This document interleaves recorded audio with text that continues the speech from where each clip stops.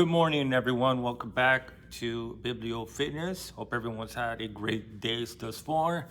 Made some beautiful gains. So today is probably one of the episodes that I've been most hyped for.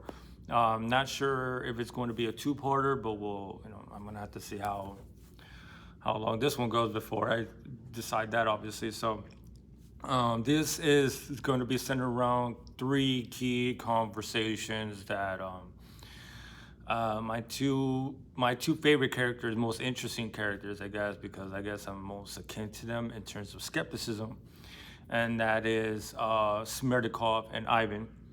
So this is obviously all still in the aftermath of the murder of Fyodor.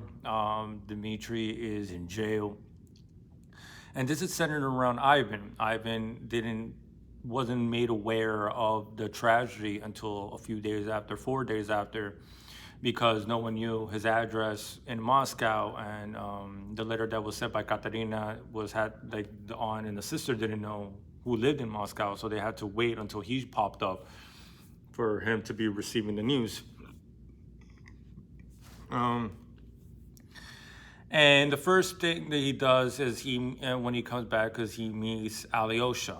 And what's very interesting to him is Alyosha is extremely adamant that Dmitry is not the culprit, that the man who committed the murder is none other than Smerdyakov. Alyosha believes wholeheartedly that Dmitry is innocent in this whole plot.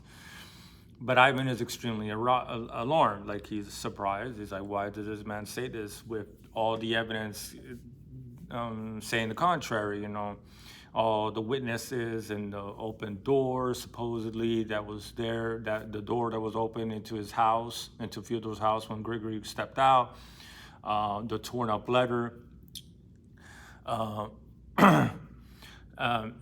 these things, all these factors really make a compelling case that Dmitry is the one that committed the crime, right? And so when Ivan comes around, that's what he's thinking. And Ivan never really had to begin with. The narrator goes on to elaborate on Ivan's emotions towards Dmitry, and it's always he explains that it's always contempt.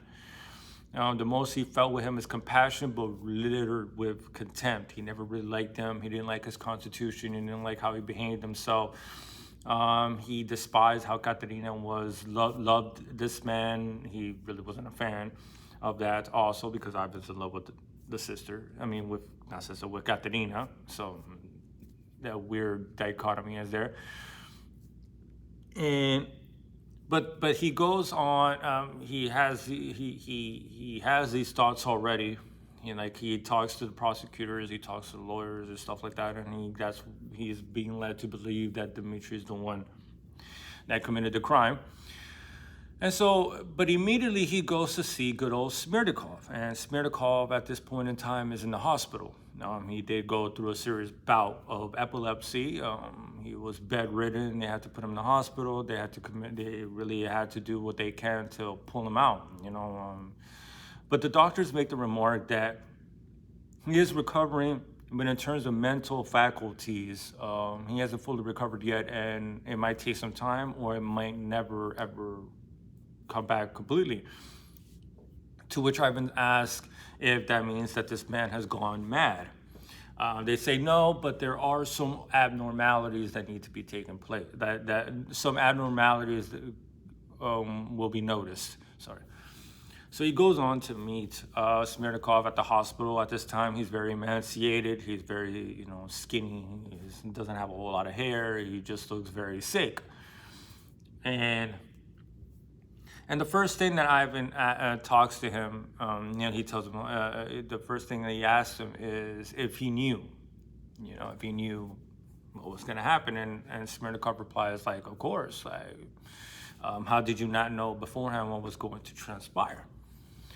To which Ivan's like, wait, what do you mean? How do you mean? So you knew what was going to happen? Did you sham your fallen sickness? Did you sham all this shit? And he's like, no.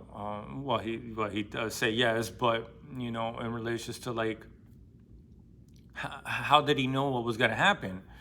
And Smerdyakov replies how did you not know? what was going to happen, all the tension, all the buildup that was going on between father and son, and everything now, all the animosity, the fact that the day before Fyodor got his head bashed and like he got his ass beat by Dmitry in his own home, like with witnesses around, like the buildup was there, and Smerdyakov hits him with that. Smerdyakov tells him like, dude, you knew about this, even if I was with the sickness, like, I like with terms of my epileptic episode, because Ivan asked him like, how did you know that you were going to have your episode on that same day? The previous conversation at the gate, which is probably the most pivotal moment in the book or in the story, is that when Smerdyakov was relaying to him that he thinks that tomorrow he's going to have a falling episode, like, Grigor's going to be bedridden, Ivan's going to be gone, and he's going to be all by himself, and he's he's worried, and he's very scared for his own life. He was talking to Ivan about how, both father and son are constantly pestering this man over the activities of a woman that he has no control over. And if Dmitry were to find out that she came in without him knowing, that Dmitry would kill him. So this pent-up fear and the paranoia that he was going to fall going up the cellar is what caused the epileptic episode. And this is how he presents this to the doctor and the prosecutors when he's getting interrogated. And Ivan's surprised. He's like, oh shit, I thought I was going to be able to use this on him to get more information, but he's already said this.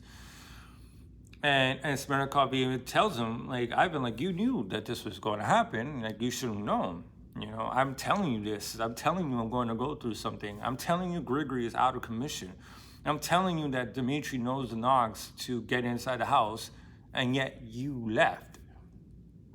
You got out of harm's way. And I try to do my best to keep you around. And Ivan's like, if you knew this shit was going to happen, why did you press me so hard to leave? Why did you press me so hard to get out of town? And Ivan, to which Smerdyakov replies, is like, I told you to go to Chernozhny, which is closer than Moscow. And the reason I told you to go there instead of Moscow is because you're closer, and if you're closer, Dmitry might be deterred to act upon whatever impulses or whatever plans that he has in place in relation to killing his own father. But you left anyways. You knew that your father was going to leave, and you left, and you left. You know what I'm saying? Like, if anyone's going to be guilty in this, it's going to be Ivan. And that's basically, at the first, that's because Ivan also presses him, but he's like, I didn't expect Dmitry to do any such foul things. Like, is he a thief? Sure, but to murder someone? Like, he really, like, that's what he's saying in the beginning, in the first meeting of 3, is that if he was saying, like, if he thought that anyone was going to be up to any mischief, it was going to be Smerdyakov. And Smerdyakov's like, dude, even if I told you that I'm boasting, because they had the conversation like, oh, why would you boast about that you can fake having an epileptic episode and then have an epileptic episode? That's very strange of you. Like, how convenient why would you blurt that out? Why would you boast that you can easily sham having a falling episode? Like, and then Smerdyakov's like, dude, I was just doing that to lie. I was just doing that to fuck around with you, to figure you out. Like, do you really, like, he's like, his whole thing is like, do you really think someone's that stupid? Do you really think that I'm going to tell you how I'm going to sham a falling sickness and then kill this person? And I'm going to tell all this information to the son of the person that I'm going to go murder? Like, tell this to the prosecutor, and I'm like, dude, there ain't nobody that stupid. That's Smerdyakov's answer. And so the first meeting, Ivan is still convinced that it's not Smerdyakov. Ivan is still convinced that it's Dmitry that did it. And what's very interesting is that when Ivan is leaving the hospital, like at the first meeting, Ivan is like, look, you know what? I'm not going to tell the prosecutors about you shamming. I'm not going to tell the prosecutors that you boasted about this. To which Smerdyakov replies, hey, I won't tell anybody of our conversation at the gate then. So we're good. And Ivan, at first, he's like, what the fuck does he mean? And he just keeps walking. And then after this, he goes, meets Dimitri, and he sees, and he's even more convinced that Dimitri is the culprit. You know, Dimitri is very verbose. He's scattered all over the place. He can't seem to justify any of the evidence against him. He ridicules Grigory and his evidence. And he even goes on to insult Ivan. He's like, dude, why am I even trying to vindicate myself for someone that espouses that everything is permitted? So if everything is permitted, what the hell do you care? Like, if everything is permitted, there's no morals. And if everything is permitted, that there's no good and bad. There's no evil and there's no good and evil. There's no wrong. There's only opportunism, which is the whole message being conveyed by Fyodor Dostoevsky, which I will get to. I'm going to give my rebuttal after I finish this, the story, obviously.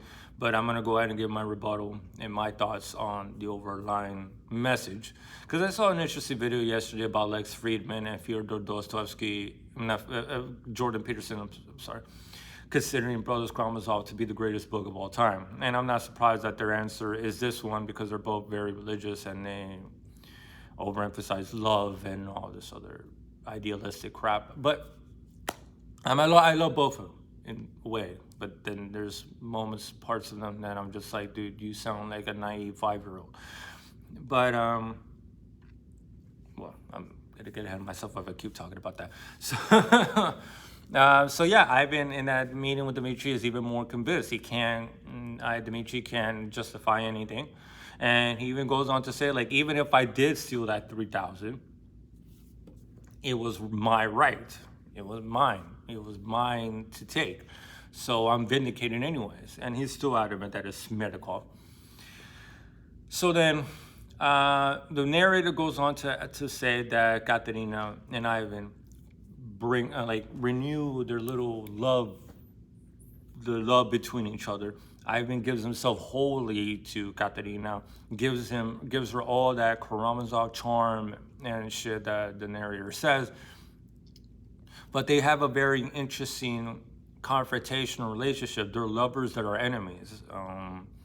They're constantly arguing, they're constantly bickering because Ivan is extremely mad that Katya is still helping Dmitry. How that, you know, in their arguments, Katya would blurt out, would reproach Ivan, was saying that, you know, she feels bad for betraying me. Yeah, she feels bad for casting him to the side. So that's the interesting conversation. And after that, I think there's a moment when he runs into Alyosha, and he goes on to ask Alyosha very interesting questions. And the first question is like when they were going outside the patio after the whole debacle with, you know, Dmitry barging in thinking that Grushenko was there, when Ivan and Smerdyakov and Alyosha and Grigory were all there, and they were having that dinner, and he beat the shit out of his father. Afterwards, when Ivan and Alyosha had that conversation outside, and Ivan goes ahead and asks him these same questions, like, when I told you that it is within my right to see this through,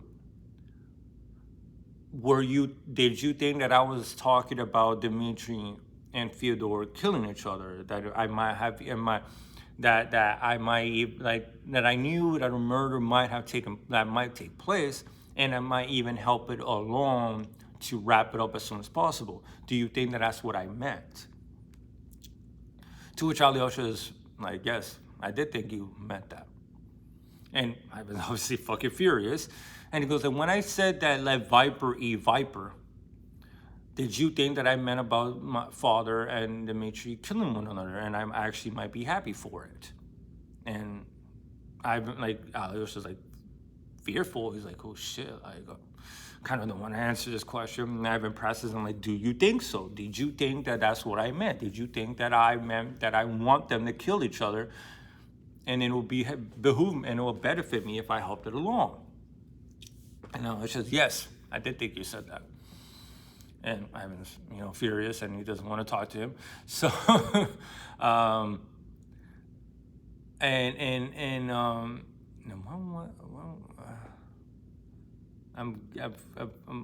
lapsing on a conversation they had that was very important in terms of Did I already talk about this before? I think I talked about this before, right? When he tells him like, "Hey, look, it wasn't you that did it," and he's like, "Oh, what do you think? Who do you mean him? Who do you mean him?" Yeah, I think I already talked about this before. Yeah. So after the conversation, he starts. A couple weeks pass by, and he doesn't think of Smerdyakov. He hasn't seen him. And Smerdyakov was already gone to like the home of like one of the neighbors, to like some girl that he would serenade with the guitar and shit. So he's living with them now. But the idea starts dogging Ivan really hard. That one of the instances is that right before he left to Moscow, before the tragedy, is that there was that little moment at night when he stalked upstairs and he got to the stairs and he looked and he listened very closely to his father scurrying around, walking back and forth very nervously, shit like that. And he's thinking about like, why did I reproach myself for that? Why did I feel bad for doing that? Why did I call myself a scoundrel when I was leaving on the train to Moscow? Why? Why did I have these negative emotions towards myself? For like in regards to leaving. So he goes on to see Smerdyakov again. And this time he goes on to ask him directly if he knew what was going to happen, if he knew anything that was actually going to, like, he goes on to see him, and he's a lot healthier now. He seems healthier. He seems a little bit more fuller, but Ivan really does press him to say, "Hey, dude, why did you have me leave? Why did you have me go? Why did you, press me to do these things?" And Smerdyakov is finally saying it out in the open. He's like, "Dude, you knew that was gonna happen. You knew that the whole thing on all these conversations is that original fucking premise, right?" Smerdyakov blatantly told him, "Hey, dude, if you leave, some tragedy is going to happen." And Ivan left anyways. So if anyone is the fucking murderer, it is you. And I'm not going to go through the whole 3 conversations because then we're going to be here forever. Smerdyakov did it, in the end.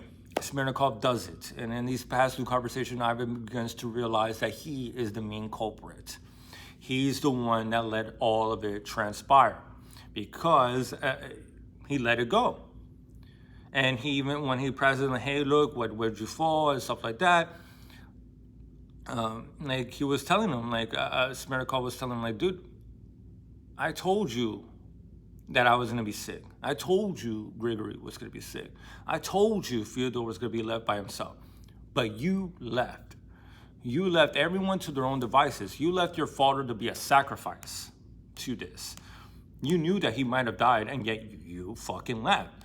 And then Ivan's like, "Dude, but then why did you tell me to leave? Like, why would you tell me to go to Chermazhina? How am I supposed to know murder was going to take place?" And he goes on to tell, like, "Dude, I told you that to test you.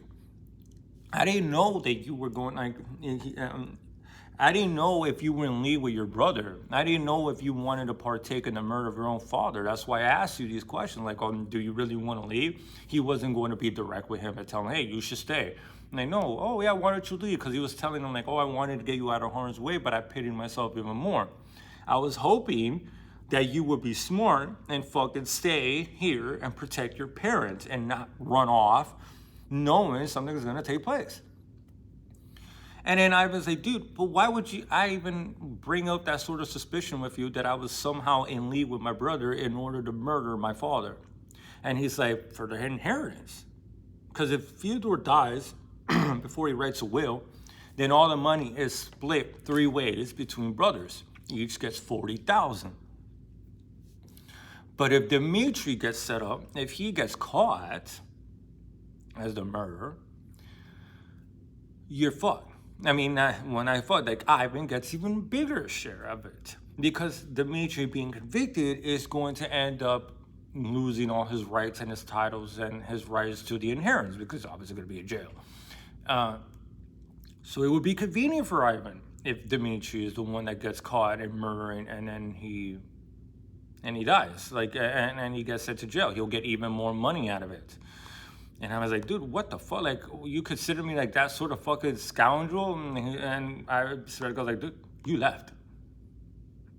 You knew this was gonna happen, and yet you fucking left. Okay? Even after the second conversation, Ivan somehow still thinking that it was Dimitri that did it. He committed the murder, and that's why he goes on to try to help Dimitri with the escape plan, and he puts a lot of his money into it so he can get him out.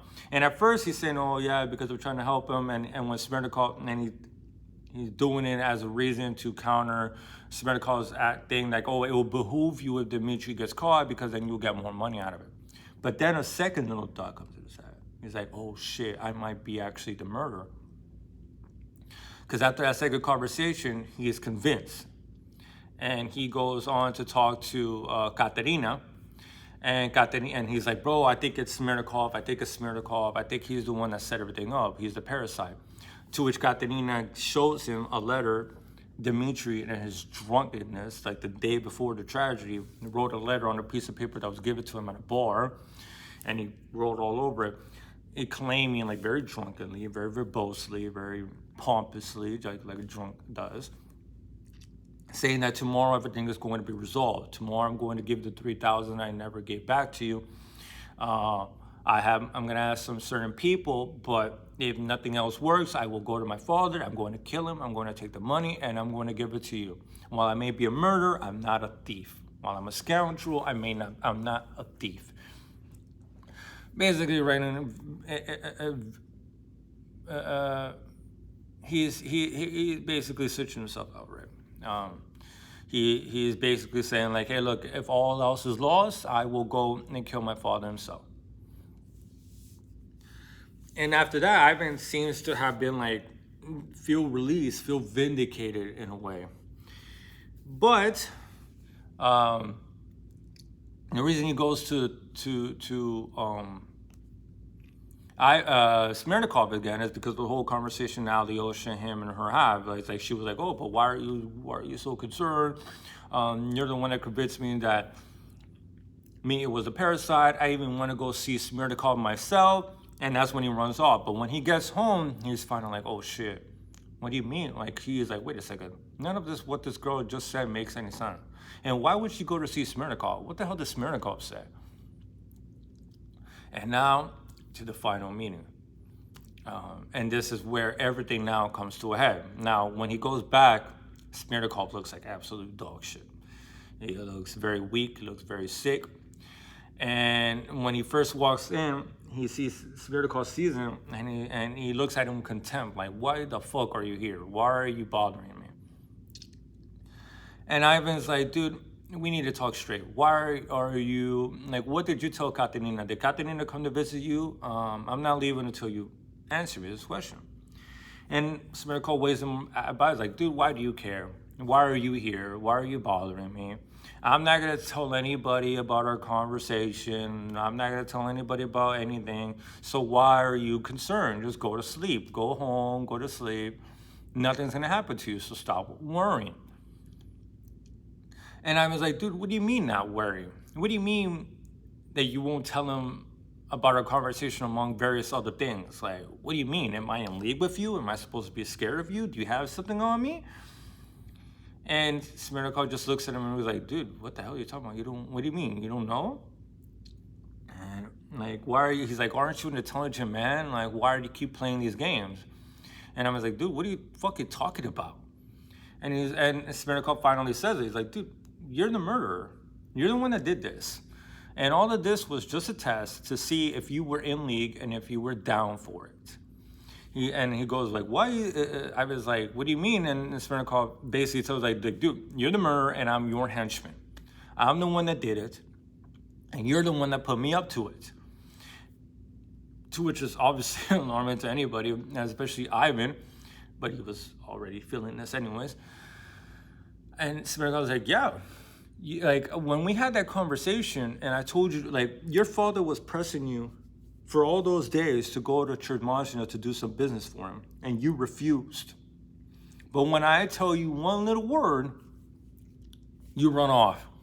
So you basically told me, hey, look, do whatever you want. I don't care. I'm leaving. You know, you left him knowing something was going to go down. And I was like, dude, I didn't think a murder was going to take place. And if anything, I was expecting you to do something. Like, do something. Like, if anyone was going to do anything crazy, it was going to be you. So Smerdyakov was like, okay, that's fine. But be that as it may, then you left them to me to kill him. And you knew I was going to do it. You left to Church Monsignor. You left away. And he goes on to elaborate, like, dude, if you would have stayed, then I would have known that you were not down to kill your father. I would not have done anything. I would not have done it by myself with you here, but you left. And the fact that you left knowing that something was going to go down, and that the fact that fucking Smerdyakov literally told him, hey, I can sham a falling sickness. I can leave your father wide open here. Okay, cool, I'm out. So the guilt really is on Ivan. But that's when Alyosha had that conversation, like, dude, you didn't do it. You're not the murderer. You're not the person that did it. Don't scold yourself for it. Don't condemn yourself for it. But Smerdyakov goes on to basically tell him, like, yes, you're the one that put me up to it. You're the one that left. You're the one that, when we were having that conversation and I was telling you to leave, you left. And Ivan finally gets the reality set in, and Smerdyakov goes on to elaborate how he did it. He goes on to say, like, yes, I did fake the falling sickness. I did fake everything. I did fake it. I started kicking people around just to make it seem like it was, but the next day I did suffer an actual sickness. But I did actually suffer an epileptic episode that took me out. But he's like, oh, I knew that I was going to be set behind the partition. He knew where he was going to be put. He knew that he was going to be behind Grigory and Marfa. And during that night, when he's moaning and groaning, pretending, waiting to see until Dmitry shows up, because he knew Dmitry was going to show up, because guess what? Dmitry no longer has any information. Smerdyakov is no longer available. So the only other option is Dmitry's going to have to go over there. And Smerdyakov put all this together. He was telling him, hey, look, he was fanning the flames for all of it to come to a head that very day. You know, when he was telling Fyodor that Grushenko might arrive at any day, I'm pretty sure he was telling that to Dmitry. So during the night, he hears a scream, and that's when Grigory screams and tries to grab Dmitry on the fence, and he gets his head bashed in. So Smerdyakov gets up, and he starts walking around. He goes outside and he sees that the door to he goes walking around to the garden, and he sees Smerdyakov lying on the floor there with his blood all over the place. He didn't know if he was alive or dead. So then he goes immediately to Fyodor, and Fyodor is absolutely scared. He knocks on the door and he knocks on the window, and he sees Smerdyakov. Like, dude, Dmitry was here. He ran off. And he says that he felt this feeling in like something unavoidable, like he couldn't escape it, he couldn't ignore it. So he goes back to the window, starts knocking like if Grushenko arrived. And Fyodor's like, where is she? And he goes to the door, Smerdyakov, but Fyodor blocks the door as if he's scared of him. He doesn't want to enter. Like, you see his fucking son there. He's a little petrified, a little paranoid. And Smerdykov's like, oh shit. I need to get this over as soon as possible, because if this lady Marfa wakes up, I'm fucked, because shouldn't I be sick? Like, what the hell am I doing standing around here? And he's like, oh, but like, don't you see her by the window? She's looking at you. And like, what are you doing? Like, open the door. He's like, oh, but what do you mean? I don't see her. Where is she? And he has to go and lean out the window, Smerdyakov, and be like, hey, don't you see her smiling at you? Like, how do you not see her? And that's when he gets excited and he leaves the door open so he could see her through the window. And when he's peeking out through the window, this fucking guy grabs a paperweight and bashes him on the back of his head for like 3 times, I think he said. And he's dead. And he wipes the paperweight. He sees that his blood wasn't splattered, so he's good. And he goes on to tell Ivan that the location of the letter was incorrect. that, you know how everyone thinks that it was under the mattress, but it wasn't under the mattress. It was behind the table icons. Smerdyakov had it all set up. So Mitya never even knew where the money would be. Even if he did kill his father, he could come back and take the money for himself and hide it, because Mitya never knew. And he goes out to take the money, and he says he wraps it up in the paper and he puts it in the tree that he had set up and he had hollowed out so he can store it. Like, he had all of this premonition, like he had all of it set up. And after he kills the father, he goes to check on Gregory. Like, he runs back to the partition, and he tells Ivan, he's like, oh, I was honestly scared, because if Gregory was dead, that would kind of fuck me in the ass. Because there's no witnesses. But the fact that Gregory was conscious and he saw Dmitri works for him, because he never saw Smerdyakov, obviously bashing him on the head. So if anyone was going to be convicted of the murder, guess who it was going to be? Everything got set up. Everything got set up. And then Ivan's like, dude, but why would you do that for me? Why would you do this? Like, saying that you want to help me.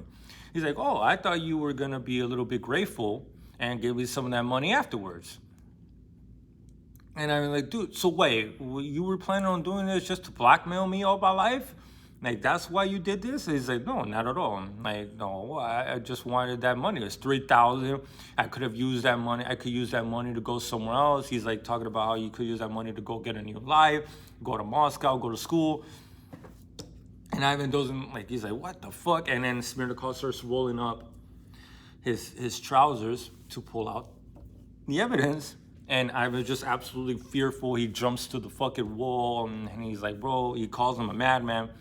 And he presents him with this little thing that he had in his leg, in his trousers. And when Ivan rolls it up, he's just petrified. It's the money that was in the envelope, the $3,000. So, at the end, you know, Smerdyakov really was the one that did it. He was the one that, like, because he tells Ivan, like, dude, I don't even want to lie to you. I'm not going to lie to you that Dmitri did it. I was the one that did it, but you're the one that put me up to it. You are the true murderer. You are the one, if anything, that killed your father. If anyone killed your father, it was you. And he's like, what the fuck? Ivan's like, dude, I'm going to put you in jail. He's like, dude, I don't care what happens to me. I don't care what you say about me. I'm going to tell everybody what you just fucking told me. And Smerdyakov like, dude, you're not going to say anything. You're smart. You're not an idiot. You're not stupid. You're not going to say anything. Because if you say anything, like he said in this conversation before, he's like, if you say anything, then I'm just going to tell everybody about our conversation. And then while people in court may not condemn you, the people outside will condemn you. The people outside will think that you had something to do with it because you left so conveniently before a murder took place. But now the conversation is switched up. He's like, dude, you're not going to say anything. Because first of all, you look sick. Ivan looks very sick. He looks very pale. His eyes are starting to get a little yellowing. He's going through what the narrator would later call brain fever. And he's like, dude, I could just tell people in court that you're sick. These are all delusions because you do look sick. Or I could just tell him, hey, look, Ivan's saying all these things because he feels pity on his brother, and he's just trying to throw me under the bus because he's always considered me on a fly on the wall anyways. So you don't win. You can't win, like in terms of Ivan. And Ivan's like, he grabs the money. He's like, dude, I'm going to show them the money. And Smerdyakov like, it doesn't matter. It's not like you have money of your own right now. Anybody could just say that you pull it out of your own box and present the money. Like, there's no evidence for this. And he's like, at the end of the day, you're not going to do it because you're a smart man. You're a prideful man. You care about money. You care about respect. You love women. And he goes on to say, like, if the person that's mostly akin to your father is you, you are most like your father, and that's why you won't do anything about it. It's a huge fucking revelation. It's a huge fucking revelation, you know. Everything is permitted. And Smerdyakov makes that remark, is like, you know, you used to be very brave if you're asserting that everything is permitted, but now you're not. You used to, he's like, you former brave man, is what he calls Ivan. Because now it's hitting him back in the face. Opportunism. Opportunism was used. There was an opportunity, and Smerdyakov took it, and he could get away with it scot clean. And it's all because of Ivan. Ivan was the one asserting that if there's no God, there's no values. If you don't believe in God, then everything is permitted, because there's no ideal anymore. There's no fear of punishment. Ivan's about to go through some serious shit. He's fucked, because he can't really do anything about it, and he can't really say anything, because then he gets convicted.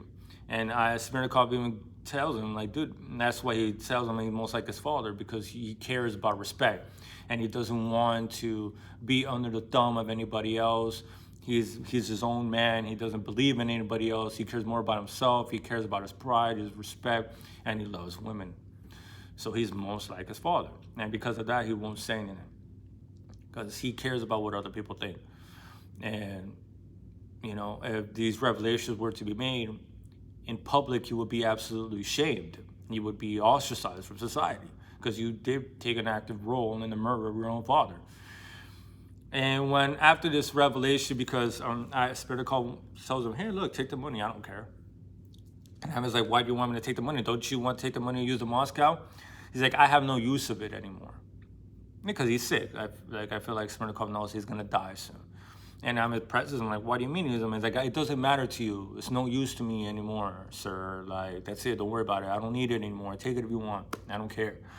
Yeah, because he knows he's not gonna be able to make a new life. He's dying. Smerdyakov looks like he's dying. He doesn't feel like he has a whole lot of time left. So when Ivan leaves, he starts to head home, and I guess we're gonna have to. Well, I mean, that's going to be the next episode. That's going to be a read about it right now. Sorry for the really long one, but this is a really great fucking moment in the story, how all of it has now come to a head and the revelation has been made. And now Smerdyakov is making the case that it was Ivan that put him up to it. That if anyone's the murderer, it's Ivan, because he let it all happen, knowing damn well how it was going to transpire, and yet he backed off. He basically said, hey, do whatever you want. I don't care. I'm leaving. I don't care if you commit the murder of my father, because I don't care. Because if you would have cared, you would have stayed. But he didn't. So that's a lot to take in. Like, obviously, I won't be able to give it the justice that it deserves, but for that, you're gonna have to read it. So thank you all for watching and listening to me ramble through all this. Hope you guys bother to read this amazing novel. It just gets better as the book is drawing to an end. It's astounding, really. So hope you all have a great day. Hope you all make amazing gains, and peace.